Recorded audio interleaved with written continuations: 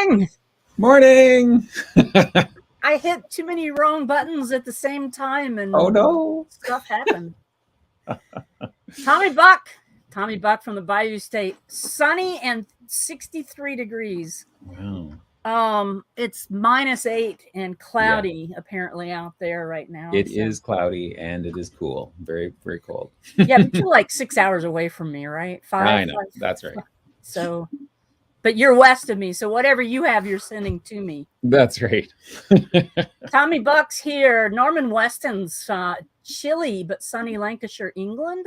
Nice. Apparently WikiTree is here. Morning. That's me. Oh yeah, good. Kathy Nava. Hey, Kathy Wiseman. Okay. 39 in Northern Ohio. That's almost Ontario. Almost. You people in Ohio have the same acronym for your conference that we used to have here in Ontario, and we changed ours. Ooh. It was OGS, the OGS conference, the Ontario Genealogical. So now we're Ontario ancestors. So take that, Ohio. Kathy Nana, let's see. I already said good morning to Kathy. Hey, Kathy again. Hillary from Wales. Mm-hmm. Trying to multitask. Are you at Roots Tech currently, Hillary? Oh, is that why you're multitasking? Mm.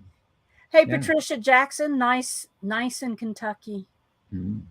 Things are starting to spring down that are way. Down that way. We've got lots of snow still here in my yard. Oh, yeah, I've got, I don't know, I can't even measure it on the screen for you. It's so deep outside. It's up to my window. I have a window that's about 4 feet up in the back, and it's all the way just up under the window. But I have a friend in South Carolina who took a picture of, and this is a wonderful way to do your ancestors. Yeah. They live in a house that they inherited or somebody else bought, and they wanted, once it came available, they bought it back, and it's back in the family. And so they sent me a picture of hundreds and hundreds and hundreds of daffodils that their great-great-great-grandmother had planted. And so every spring they have to talk about their great-great-great-grandmother because all those daffodils were hers. And so they call them her name daffodils. Wow, nice. Tommy Buck says the trees have begun to bud. Mm-hmm. Wow. Yeah, no, not here for a while. Those little itty bitty purple flowers are the first ones that come up, and we won't see those for another month and a half. It could. I don't know what they are. Mm. Anyway, don't ask me the names of flowers. Okay, I won't.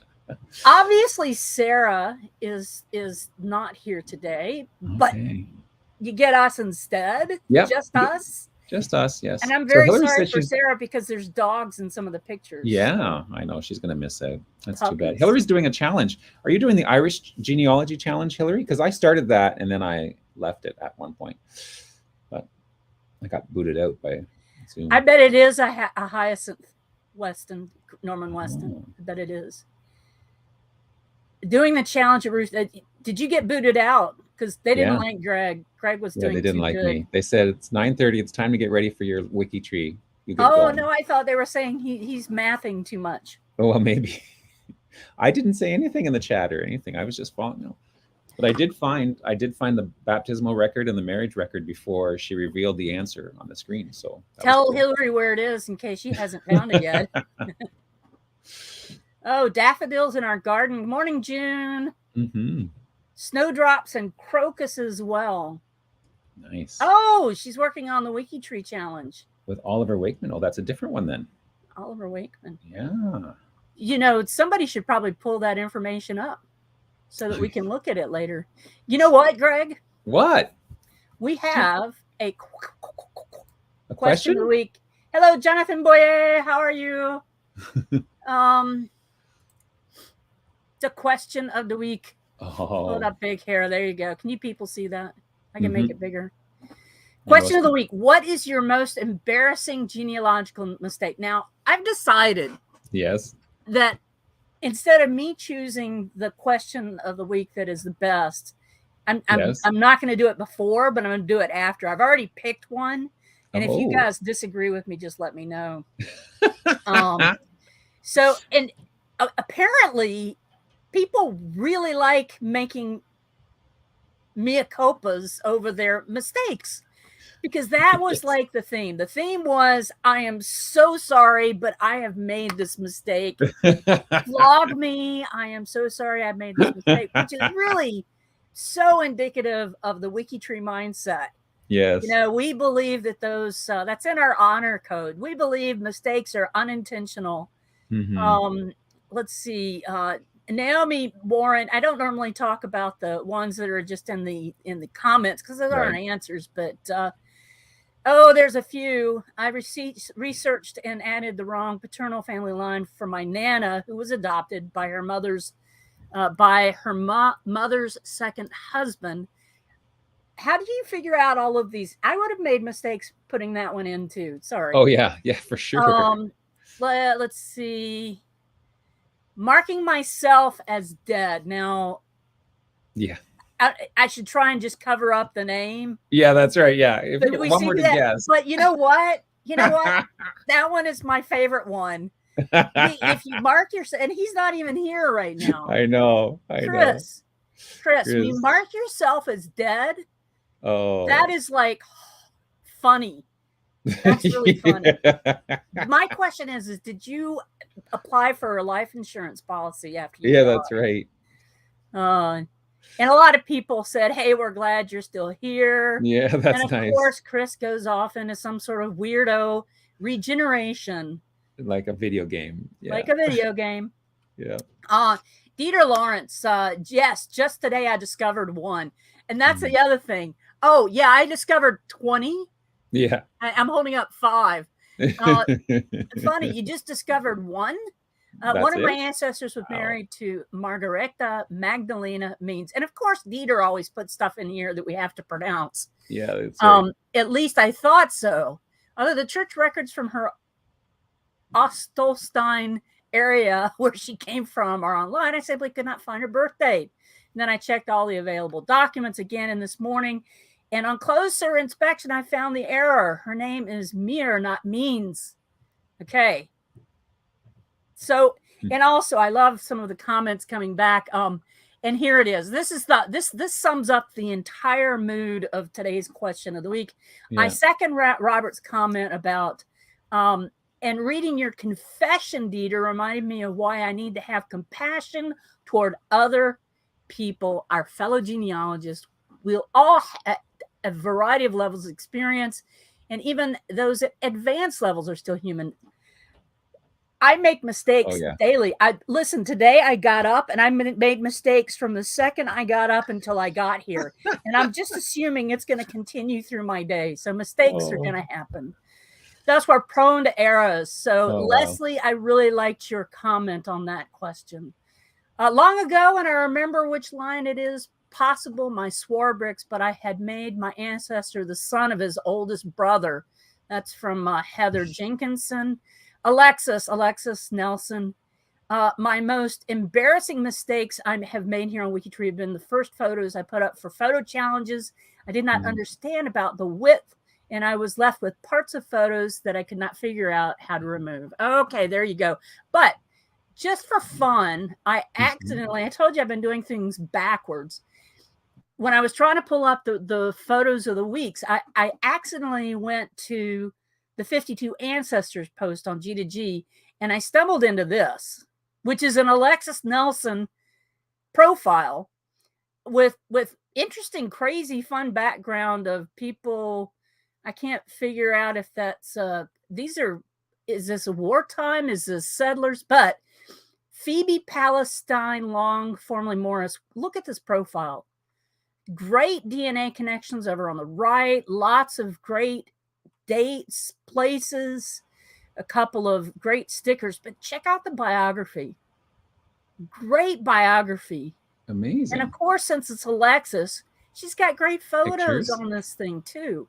So I just thought because I accidentally went to the 52 Ancestors that I would just show off what Alexis did. I love this photo. Very nice. Good work, Alexis. That's really. Yeah. So yeah, how about that? So fun. That was just going off on a tangent. Oops, I didn't mean to show that. Where was I? Oh, back here. All right. So Thank you, Alexis, for showing us that and talking about Mhm. how you didn't figure out. I can't upload to Okay. G to G. I can't figure it out. Oh, our June, I made regenerating many Chris mistakes. Feriolo has joined us now, Mags. And Chris Fariello, I'm yes. not even going to tell him. He can go back and watch it and figure it out. I made mistakes over the year. This is from June. The most embarrassing was when the wife and mother had the same first name. I added the mother as his wife. When I finally found the birth and marriage records, it made everything much easier to research, I bet. Mhm. Let's see. My efforts yielded mothers as sisters, grandfathers as children, and other equally silly errors. Undoing those kinds of errors are an immense tangle. I love that short and sweet answer, Mark. Oh, I just did another one a few days ago. Carol Baldwin. I added the son to a family and saved, and then added the same son to the family and saved. Fortunately, I was a PM for both, so I could merge them. Carol Baldwin, very experienced WikiTree, getting into some mistake stuff there. And this is from Hillary Gadsby. Mine was Hillary, not noticing I had the wrong Richard Ward. You know, every time I notice Richard Ward, I just assume he's wrong. I don't know. What about you, Greg? Oh yeah. Oh yeah. There were two of them in the same village, one with a father, William, who I was trying to find the parents for, but was a brick wall. I had Desjardins in Canada is like Smith in a lot of other places. It's a very, very common French name. And apparently, not only is Desjardins a very common name, it's also the first names are very common as well. And there are like 20 Desjardins of the same name. And so I had the wrong guy connected to my family, and my sister-in-law corrected me on that, which was good. Yeah. The wrong Daniel as my paternal grandfather. That profile connected to branches on WikiTree that held thousands of profiles, all of which the PM had kindly added me to their trusted list for. Wendy Sullivan. Yes, I've had that happen. Not that somebody added me to their trusted list who had thousands and thousands of profiles, and it's taken me thousands and thousands of years to get off of that trusted list. Oh no. Like, I saw one yesterday. Let's see. My excuse was I was just a kid. I've tried that, Rob. It doesn't work. That's right. Yeah. Treasurer of the U.S. was Francine Neff. That's not a common name, and in fact, only Neffs I had ever met were my relatives. I told my class in school she was related to me. Oops. Well, maybe they still think she that, is. Rob. Maybe. Oh, Brian, I haven't queued you up. I'm going to queue you up, and we're going to ignore the ad for just a minute. Goodness. Oh my goodness. Earwax. Oh. Wow. Here we go. You asked a question, and I'll answer it. This week's question of the week is, what's your most embarrassing genealogical mistake? I don't know if I would call it a mistake, but it's something that I find kind of embarrassing. I was doing some research on my second great-grandfather, Patrick Nash, and I was reading through a city directory from the city of Halifax in the 1800s, and it listed him as a cordial manufacturer. Well, for about 8 months to a year, I thought it was kind of amusing that they listed that he was friendly and polite. Boy, all I had to do was look back to the directory before, and I would have seen an advertisement from his brother and got the real story. Now that was embarrassing. Things change. Farewell, farewell, my friend. He was making cordials. Brian. I saw his post on YouTube when it first came out, and I was tempted to put in the comments that I guess you didn't read Anne of Green Gables, because the whole raspberry cordial affair, was a big deal in the books and in the movies afterwards too. So yeah. I love Brian's video stuff. That's great. Let's see. I'm gonna skip over. Oh yeah, Andrea Zucker, I love your comment. Jim Buckham, having started looking for an ancestors in 1969 and later using Y-DNA to trace my father's line, I considered myself an expert until I found out he had been married in another state before he married my mother and not divorced. But that's not your mistake, Jim. That's not your fault. Added my name twice to the same family on here. Oops. That's pretty fun. I'm going to skip on down. I'm going to show Chris what we did. Okay. You guys get sick because I'm scrolling. Look at that, Chris. Yes, we made you the best answer. Oh, look, he already said. Yeah. And you're Mutual his of insurance Caliper. agent. That's hilarious. Oh. All right, so scrolling down. You guys get sick on me here. Let's see. This is a very Research popular help at question an this week. archive. I was pointed out to me that my great-great-great-grandfather was married with children at age 10. I had the wrong guy. Embarrassing but valuable lesson. Yeah, age 10's a little bit young. Don't forget to upvote these great answers. Putting down the wrong gender and last name of ancestor. I've done that too many times. That's from Eileen.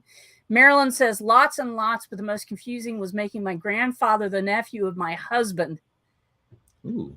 That's a hard one to do, Marilyn. Yeah, that's pretty complicated. Still no idea how it happened. No. Yeah, I don't know. Yeah. Bobby West says allowing my ire toward my father and his family to influence my research. I tried to ignore them completely, only to find out my family connections may go back centuries. That's interesting. See, sometimes we're forced to deal with our pain, whatever that pain is. Because my family is mostly German, Zern Detweiler, my research documents and graves would mostly be German. I had the bright idea to learn the language. No, not nearly as easy as one would think. 3 years in, and I've mastered dog, Hund, milk, coffee, and here lies. That's the first three being useless. Yeah. That's funny. How do you say here? How do you say here lies in German? Like for a gravestone? Even here? I don't know. Somebody Google that real quick. Yeah. Here lies. I don't think I've ever had to use that phrase. No. Don't forget to upvote them. I trusted an official extract from a church with signature stamp and everything that my grandparents had requested in 1939 for an ancestor in Bohemia. I had entered the birth date, the profile in WikiTree, and only now, over a year later, had time to go through the actual digitized church books that are available from the Czech website and found the ancestor had died as an infant. They're not your ancestor if they died as an infant. Isn't that correct? They wouldn't be your ancestor. They would be your uncle ancestor, your aunt ancestor. Yeah. But that's interesting. Yeah. Always look at the originals. Yeah. Transcriptions can trip you up big time. I'm forever putting a death date before my person was even born from Shirley. That's a good one. Let's see. Daniel Dixon. I had my great-great-great-grandmother as the son of who I suspect might be her brother for 3 years. She went back and fixed it. I love all these mea culpas. Yeah, that's right. I added some of my Norwegian ancestors without adding sources. Yikes. Hey, sources are really important. And when you hear this, you're like, well, then how did you add them? What you have to have a source to be able to put them on WikiTree. Was it a family tree? Was your Nana, was her ghost whispering in your ear as you were entering the information in? Well, he said that's 2016, so he might have just been joining at that point. So it's okay. Yeah, I don't know. That was Cheryl anyway. It's not a he. Oh, sorry.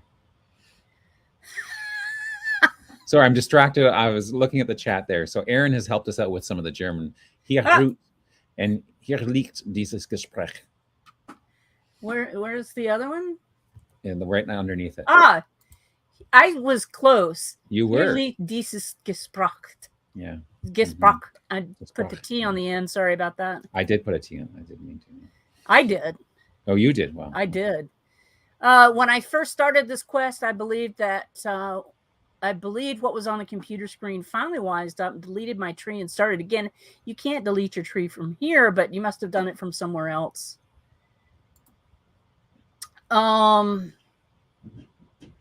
I consider nuclear families to be my direct ancestors as my ancestors. I got you.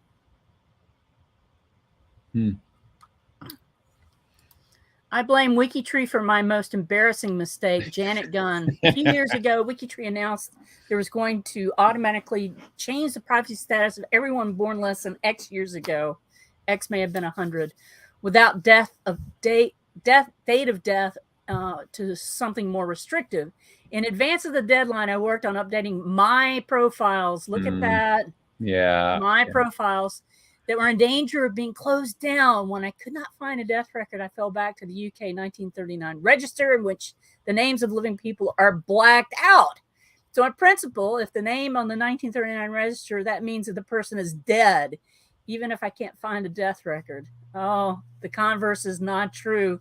There are plenty of people who are dead, for my parents, for example, whose names are blocked out, even though they are dead, especially if they died outside the UK. What? I was very embarrassed a couple of days later when my second cousin, who was on WikiTree, informed me that not only is his elderly relative alive, he had seen her that week. I quickly changed her status. Yeah. Oh, that's unfortunate. That's so there's tons and tons and tons to look at. Go through and make sure you read them and upvote them. There's a whole nother page to go. Wow. But we're not going to go through all of them. Discovering that I was related to L. Ron Hubbard from both my mother's mother and my mother's father's side, despite the fact that my grandparents had absolutely no direct familial, social, or even geographical ties. The mistake was finding out. Yeah. Added a spouse to a find a grave profile. Put the woman's son as her spouse. Oops. Yeah, no. So you guys go through and enjoy reading through some of these. That's it. And we have our favorite picked out, Chris, that you added yourself, that you were dead. So since you started, Kurtistic had joined us. He suggested that maybe Chris was a Time Lord when he regenerated. Of course, Aaron helped us with the German. June has joined us, and Nancy, and Jonathan, and John Tyner. Apologize for being late, but that's okay, John. Anytime. Glad to have you here. My father's name is on a family monument where he was not buried there. Corrected it on other sites. That's cool.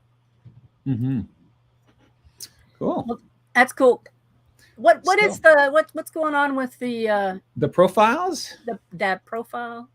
Well, the profile of the week is Theodore Geisler, and the theme is children's authors, because Theodore Geisler's birthday was on March 2nd. Now, do you know who Theodore Geisler is more commonly known as? I do. Okay. Who, Megs? Who is it? Dr. Seuss. Dr. Seuss, exactly. Yes. So if you go to the connection finder, you can see down here how you're connected to everyone. Let me just connect. So for me, it looks like I am closest to Sarah Parton in that list. So in the chat, put down who you're most closely connected to from today's list. So going through, Theodore Robert Geisel was born on the 2nd of March, 1904 in Springfield, Hampton, Massachusetts, to Theodore Robert Geisel Jr. And Henrietta Augusta Seuss. So that's where the pseudonym comes from. It's his mother's maiden name. He died in the 24th of September, 1991 in La Jolla, San Diego, California. La Jolla. Oh, thank you. Yeah.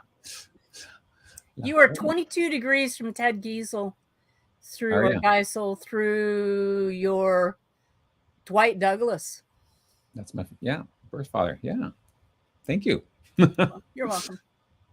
He was an American writer, cartoonist, and poet, best known for his illustrated books under the pen name of Dr. Seuss, of course. He was born in his parents' home, not in hospital. Grew up, he had an older sister. His parents lost their youngest daughter, though, in infancy, so that's very sad.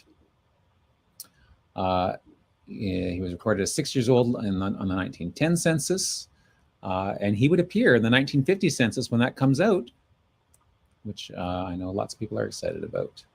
His dad was a brewery manager, and his mother was listed as keeping house. Interesting entry there. I would like to manage a brew. Yeah, that's right. That'd be a much more interesting thing. Earned his bachelor's degree from Dartmouth College, went on to study at Oxford University, and there he met his first wife, Helen Marion Palmer, and she also studied literature. I like this. She completed her master's in English literature, but Ted, who, truth be told, spent more time courting Helen or traveling around on his motorcycle than studying, did not. So no master's for him. Interesting. All of his grandparents came from Germany, or what are now part of Germany, the Grand Duchy of Baden and the Kingdom of Bavaria. Anyways, they set up housekeeping in Manhattan, and that's where he wrote his first books, the very first Dr. Seuss book, And To Think That I Saw It on Mulberry Street. I remember that. Oh, yeah. We had a collection of Dr. Seuss when I was growing up, and yeah, they were very, very formative. I quite enjoyed it. And I hadn't realized this until just recently, that he had done cartoons during the war. That was part of his war effort, because he wasn't a combatant. Yeah. But he was part of that, and then and did a post-war film too. Janine Eiselman says that she had a telescope and she used to look across the valley, the canyon, to see if she could find his house when she was a kid. Wow, how cool is that? That's a cute story. That's very cool. Anyways, this is a very well done profile. It has lots more detail, which I'm not going to go into here, but he won lots of awards and is well known and loved by many. So very cool. The next is Hans Christian Andersen, famous for many fairy tales and stories. Is the son of Hans Andersen and Anne-Marie Gundersen, born in Denmark, Odense, Denmark, and died in Denmark at the age of 70.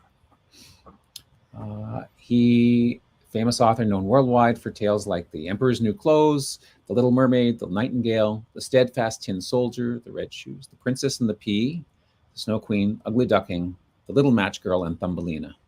Lots of classics there. My spousal unit is closely related to The Princess and the Pea. Just saying. We've been through pillows for years. Oh. Yes. Oh. His dad was a shoemaker, and his mother was a washerwoman. And he was christened on the 16th of April, 1805, at St. Hans Kirk in Odense. Good for you. You're 36. I looked up SKT is the short form for saint, which means saint. Good for you. Mm-hmm. You're 36 degrees through Pauline Marceau. My birth mother. All right. There we go. Parents were married, just 2 months before he was born. That's an interesting fact to have put in there. But, he was close to his paternal grandparents, and then this is another really well done profile. It really describes his life really well. So he was really close to his one grandmother, one grandfather though, and it goes into more details there. Did have some mental problems, and it's kind of it's a tragedy. It's actually kind of tragic here, but well described. And there we go.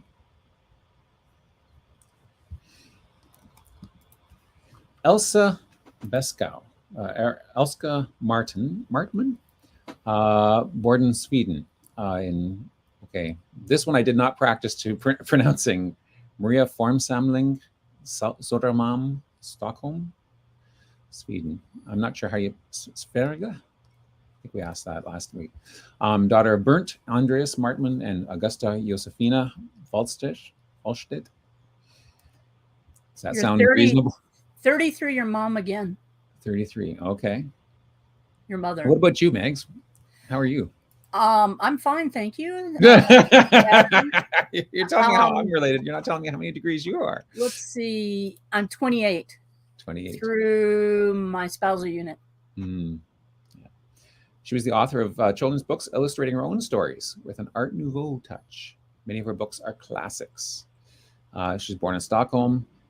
Her father was a merchant. She studied art and art education, and described her own career. This was interesting. She described her career as every other year a boy, every other year a book, and then they put a timeline here. So in 1897, she had a book. That's cute. Then she had a child in 1898. 1901, she had a book.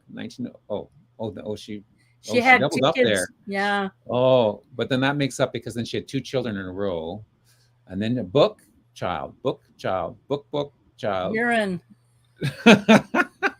She had urine in 1910 and Dag. I'm looking at her names. Stig, I know, right? Gunnar, Bury, Bo, Urine, and Dag. Dag. Amazing, eh? Very cool. Last book, Red Bus, Green Car. Interesting. So in these that's 2 illustrations from her book, Children of the Forest. John Tyner gave you an attaboy, by the way. Oh, thank you. Thank you, John. Okay. Next is Sarah Willis Parker. Sarah Payson Willis Parker. This is everybody's closest connection, I think. Oh, yeah, because she was that was mine at 19, right? You are 17. 17, okay. Yeah. Through your mother again, so. Okay. And she was more formally known as Fanny Fern. She was born in 1811 in Portland, Cumberland County, Maine. And she passed away on the 10th of October, 1872 in Manhattan, New York. She was married 3 times, and she had 3 children, though one of these, I believe, is the one she adopted, who was the daughter of one of her daughters who died in childbirth or shortly after childbirth, which is very sad. She's an American novelist, children's writer, humorist, and newspaper columnist, known by the pen name Fanny Fern. Have you heard of Fanny Fern before? I have. You have. Fern's popularity has been attributed to her conversational style and the sense of what mattered to her mostly middle-class female readers. Was the first woman to have a regular column in the American newspaper. That's where I've heard of hers. I knew that little snippet. Yeah. It's always neat to find these trailblazers who are the first to have done this. Yep. For something. And the highest paid columnist in the United States at the time, I'm guessing. There's probably higher paid people now, but that's pretty cool. And is credited with coining the phrase, "The way to a man's heart is through his stomach." That is, it's true, people say though, that all the time now. It's so true. Oh, it is. So her father was a newspaper owner, and she had 4 older siblings. Her eldest did not live to adulthood, dying at age 7 of what was called brain fever at the time. And her husband Charles also died of typhoid fever. So there's an illustration from one of her books. Again, a very nice full profile here. And there's some of the books, and they're available on Gutenberg. So one of the things that I found interesting in these profiles is a couple of them refer to places you can get the books. So you can see that she wrote, starting out with 1854 was her first book, up until 72, and that's just shortly before her death, which was 72, yes. So her basically in a 20-year range, she had all these books. But because they are over 100 years old, they are available on the public domain. And Gutenberg is one of those sites where you can get access to any of those books. So if you're interested in that, that's a nice place to access for free reading material. Yeah, good literature too. Mm-hmm. Yeah. Jakob Ludwig Karl Grimm. There. Was born in, let's see how I do this here, Hanau, Landgrafschaft, Hessen-Kassel, Heiliger Römisches Reich. I don't even need to use any of my German training when you're around. Well, no, it's I use Duolingo to learn some German, and I'm trying my best to remember. And then was died on 20th September 1863 in Berlin, Preußen Deutscher Bund, which is the German Confederation, which would be the English translation of that. As opposed to Heiliger Römisches Reich, the Holy Roman Empire. So this is one of the Brothers Grimm, of course. And this one, Jakob did not marry or have children, at least according to the profile here. But he's what I found interesting is that what I didn't know is that besides being the co-author of the Brothers Grimm, the children's fairy tales, he's done other stuff. So the author of Deutsche Mythologie, Teutonic mythology, and the big work that he worked on was the Deutsches Wörterbuch, the German dictionary, which he was working on even till when he died. But the one that he worked with his brother Wilhelm on was the Children's and Household Tales, which is the Kinder- und Hausmärchen, which would be the collection of film. Yes? I'm so impressed. So his father was a town clerk. They moved around. The father became a bailiff, and then was a lawyer.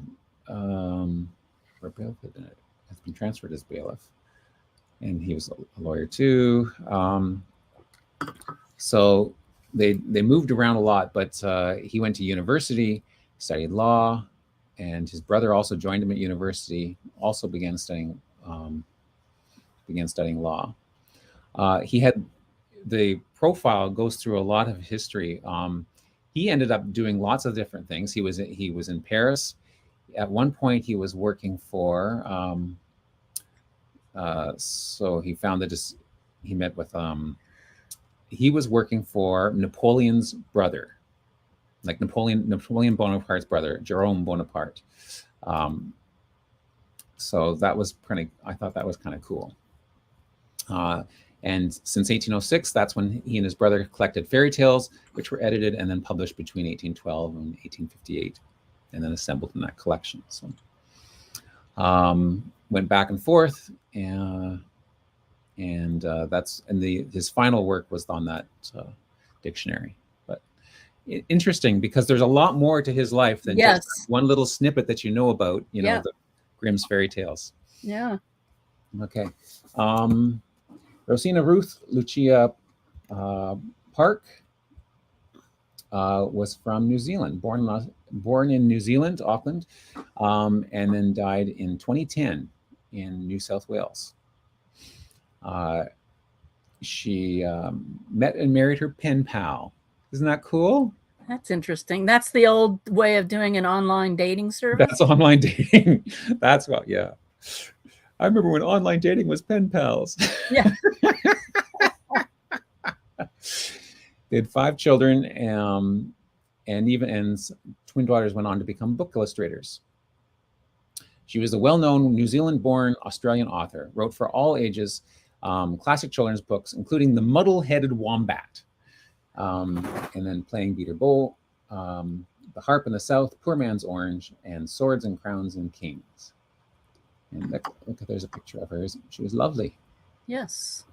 And this is the cover of The Muddle-Headed Wombat. What a cute book. I know, eh? I'm not familiar with that book. I need to read that. Yeah. Isn't that cool? That is very cool. Arthur Mitchell Ransom, CEB, commander of the British Empire. Was born in 1884 in Leeds, Yorkshire. He passed away on June 3rd, 1967 in Manchester, England. And he is the author of the Swallows and Amazons series, which is a series of books that I am not familiar with, I'm sorry to say. He was a professor of history at what is now called the University of Leeds. Attended rugby school in Warwickshire, but did not excel neither in academics or sports, physical pursuits, mainly because he had poor eyesight. Sorry, I hear you. Then Arthur married Ivy Walker, and then they married a Russian woman, Evgenia Protovna Shelepnina, and they're buried in the same grave in England. He also, if you read down here, he became a foreign correspondent, and because of that work, he became a sympathizer for the Bolshevik cause. He supplied information to the MI6 about this, and he had a code name. But then in 1919, he was charged with being an agent, which makes sense. It doesn't make sense. If he was working for the government, why would he be charged all of a sudden? Anyways. Sounds like a double situation. I know. Yeah. I'm helping the government out here for MI6, but then MI7 or MI5 thinks that's a threat. I don't know. Poor guy. Anyways, Swallows and Amazons is how he got into this category for his children's books. And here is the cover of Swallows and Amazons. And this is one of the books that's available on the Open Library, which is part of the Internet Archive, which is another place you can access some of these books for free. Good literature, yeah. Yeah. Okay. Is the Wombat on there? What's that? The last authors, the Wombat? That's a good question. It might be. I didn't check. I have to look for it. Yeah. Colin Milton Thiel, ACBA. So that's the Companion of the Order of Australia. And BA, I think, just means Bachelor of Arts because he did graduate from university. I didn't see a BA being an Australian award, but if someone knows that, then let me know. Okay. He is a notable. Is a South Australian educator and author of over 100 works, renowned for his award-winning children's fiction, most notably the novels Storm Boy, Bluefin, and the Sun on the Stubble series, and The February Dragon, which were made into films and/or television series. Apparently Storm Boy, which was a 1975 Australian film, was very popular. And at the end, where is it? It said somewhere here. So there's a list of all the awards he's won. Poetry Prize, South Australian, like very well known. So that's a second, isn't it? Australian? Yeah. Well, the New Zealand and I don't. Yeah. Yeah. That's cool. We're hitting the other side of the world. Yeah, that's very cool. So in terms of his legacy, a life-size memorial of Thiel with a pelican was sculpted by Chris Radford and is located in the Udunda Town Gardens. Nice. His book Storm Boy, the story of a young boy's relationship with a pelican, his father, and an outcast Aboriginal man named Fingerbone, sold more than 1 million copies worldwide, was translated into 9 languages, dramatized several times, including a play and a film. That's neat. And there is Storm Boy.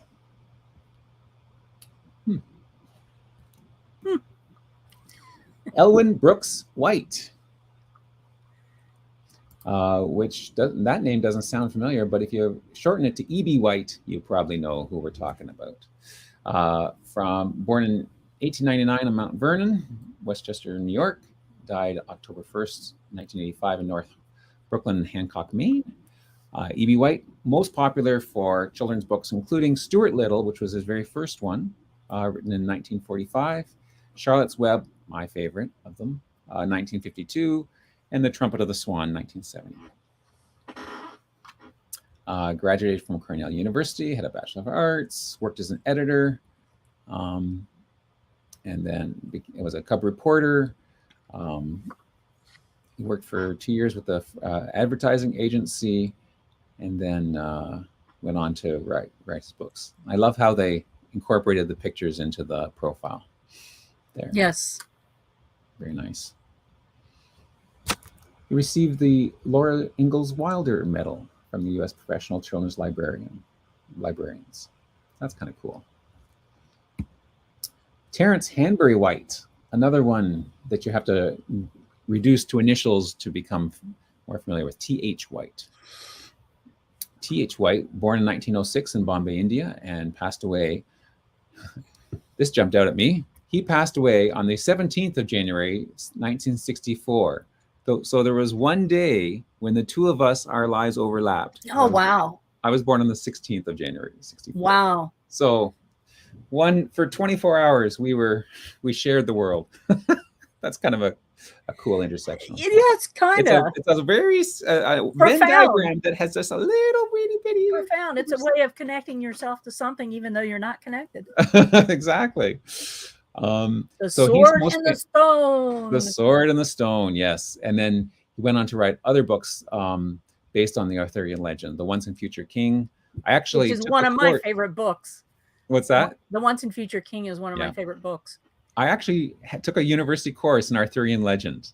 Oh, cool. It was very cool. It was very cool because my math courses and computer science, all of that, but were so heavy. And I got one elective and I thought, I'm going to do something that's fun.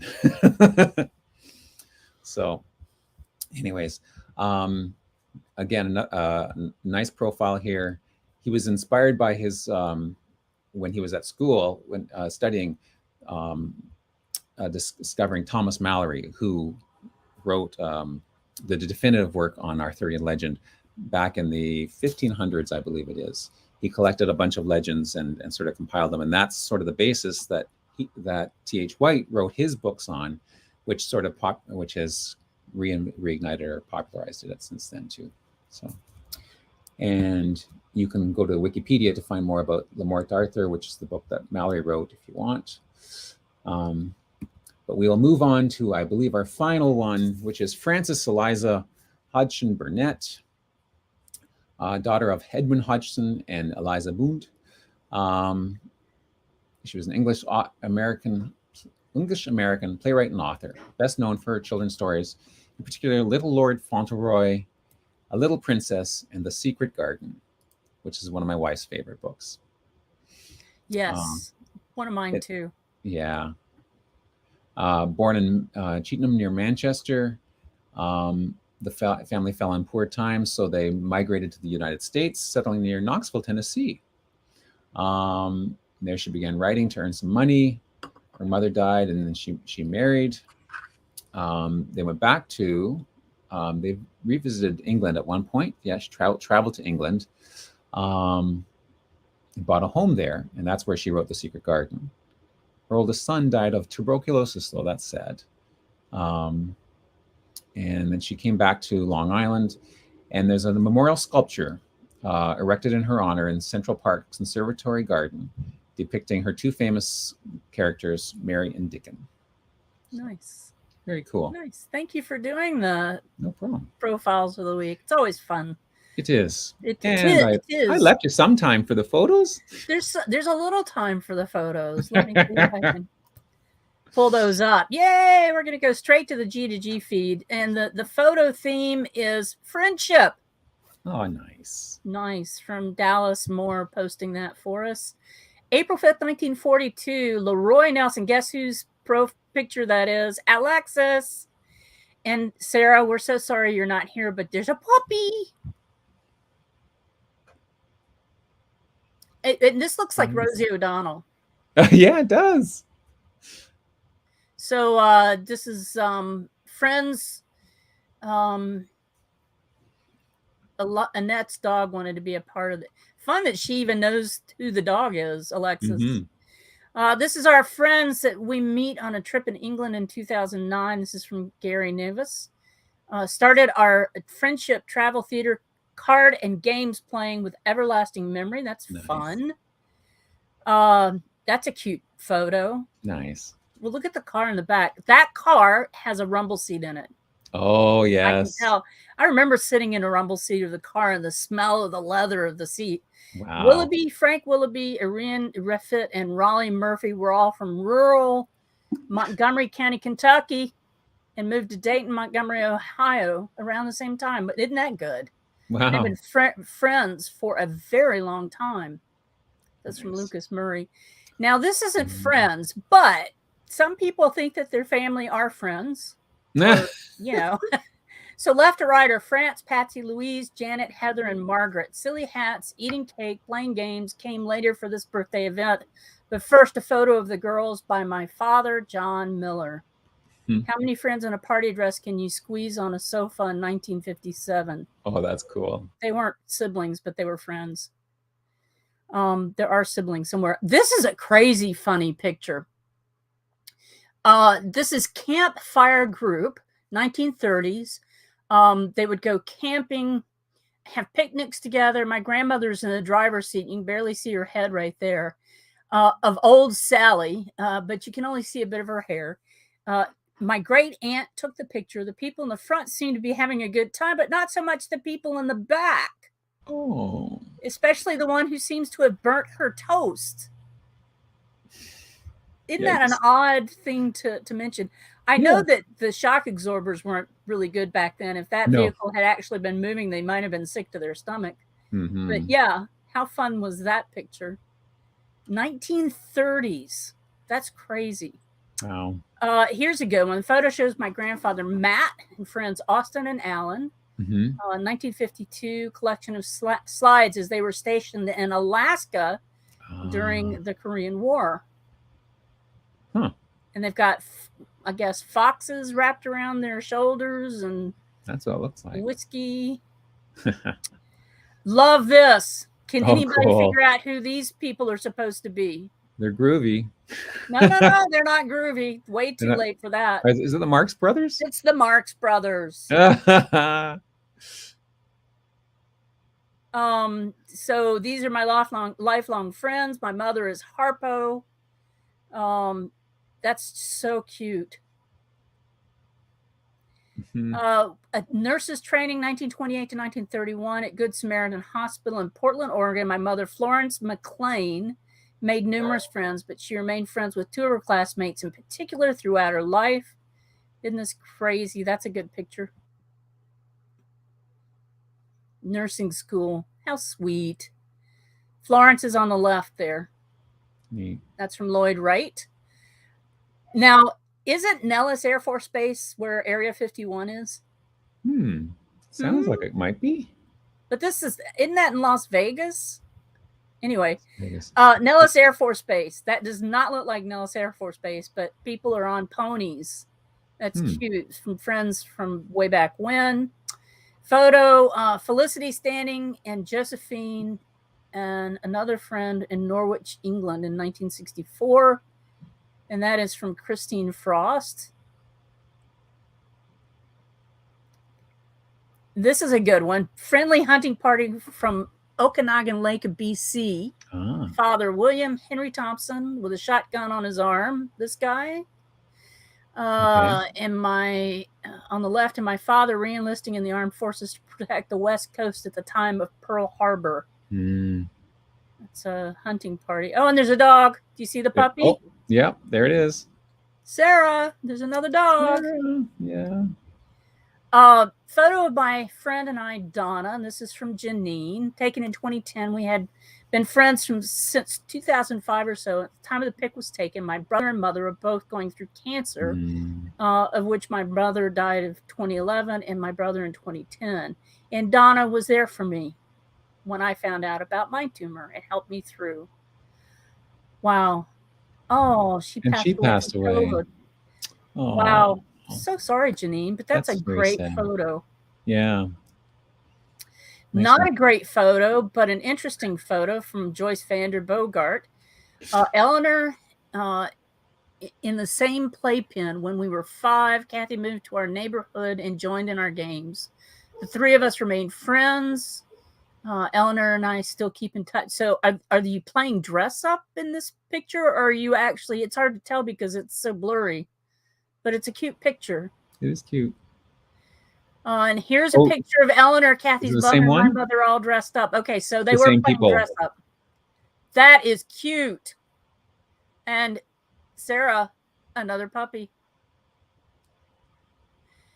Look at the lady in the middle. which Oh one yeah. has the biggest personality, do you think? She's like, yeah. I do. Mhm. Great photo from Dieter Lawrence taken in 1957 at Hotel Boehmer in Havixbeck, Münster, shortly before his parents' wedding. Nice. Ah, that's sweet. And that is it. That's about all the time we have for that today. I do want to point out that this week's Oliver Wakeman is the fifth challenge. He was in the rock band Yes, one of my favorite bands. Oh yes. And I happen to know for a fact that Miss Mindy is on the road doing a real live interview with the next challenge person. But not this one? Not this one, but the next one. Ooh. Real live person in the next one. We could look and see. Real live person. She's Jimmy Fadden from the Nitty Gritty Dirt Band. Yes, she's on the road doing a live interview with him. That's hilarious. Obviously not date night this week since they had it yesterday, and apparently they had like a real chat, so they must have been on Zoom doing chat with people live during there. Somebody, yeah. I don't think it's going to be a live interview, Chris, because I think it will be recorded. Mindy Silva live. No, I think she's enjoying the party right now. The band's performing somewhere, and she's gone to meet them. Isn't that cool? That's very cool. I do want to do this. Okay. Yeah, if you're over at Roots Tech and you want to upvote my thing, please do so. You just type in my name under sessions and type in search for Mags Golden, and you'll see. Using DNA group projects in your family history research. There's another one in there for YDNA as well. But head over to Roots Tech if you're not doing Roots Tech this weekend. That's okay. And what else? If you are. Whoops. What else do we need to talk about before? Oh, and don't forget to upvote the stuff. Yeah. Are you doing Roots Tech, Greg? I am. Yeah, I've been following. I did one session live. I watched a couple of the keynotes live, and I bookmarked a bunch of the other ones to come back to. So, what were you doing this morning? So this morning, before I got kicked out, there was an Irish genealogy scavenger hunt. So I was doing that, and it was very cool because she gave us the handout, gave a list of websites to sort of preload in your browser, and she introduced it with, it was for the host, and I can't remember her name offhand, but it was part of her family. And so she introduced it, gave us a bit of information, and then said, pointed us to the site to look for. I think we started off with we tried to find a census listing and whatnot. So it was kind of cool. I always like a good scavenger hunt. And it was well laid out. So it was sort of in stages, and then she gave you time to find it. And then she showed how to, if you didn't quite make it there, she showed the results, and then you built on that one to find the next record, a baptism, and then a marriage record, and it's very cool. Sarah, June has a present for you. Let me get rid of that. Oh, I can't get to it to zoom it. Wait, here, I know how to zoom. Here you go, Sarah. Yeah. Nice, very nice. He even calls it relaxation photo for Sarah. There you go, Sarah. Yeah. All right, let me close that. All right, well, where are we? Oh, we're in Greenville, South Carolina just then. So I should do that. So if you're on Roots Tech, check out the Relatives by Roots Tech and see how closely you're related to Mags or myself. Yes. We're cousins. I mean, what I found interesting, I don't know if you've been doing this, is I get cousins contacting me, and I go and I look at the relationship on Roots Tech, and then I go and look and see if there's a relationship for me to look at on WikiTree. Yeah. So I know that the stuff that connects my family on WikiTree is pretty strong. Yeah, I'm not so sure about the Family Search stuff yet. I mean, I know Family Search is working on getting their tree to one single tree, but I mean, I have one back to the time of the pharaohs, I think, on one of my matches, and I'm like, no, cannot be. No. So if you guys are not doing anything for the rest of the week, check out the WikiTree challenge, and we will see you here, same place, same channel next week. We'll see you then. Next week. What should we play today? What you? We'll just play us out with the same one. See you Okay. guys. See ya.